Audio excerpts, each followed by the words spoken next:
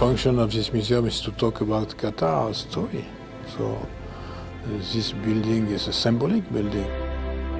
I think that was important to create a symbol of the modernity and the dynamism of the country, and in the same time to talk about the eternal question, the meeting of the desert and the sea.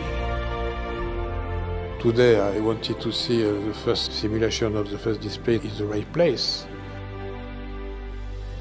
But every time I come back with a great pleasure. We have also to think about what we saw the last time, and we say, here I think it's better to do like this and like this. So every time we try to adapt and to improve. Today I see the project progress. I think we are in the right way. It's not totally finished, but we have to finish for the end of the year. I am happy and I trust in the future.